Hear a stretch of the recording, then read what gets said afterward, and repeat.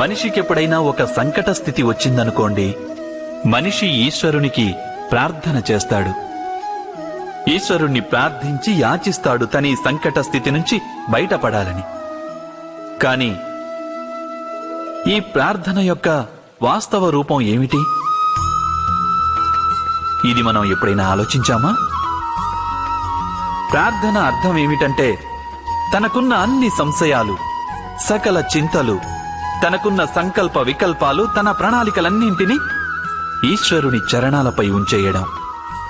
అనగా తన కర్మ ఫలితం ఎలా ఉంటుందోననేది ఆలోచించకుండా ధర్మానుసారం కర్మను చేయడం.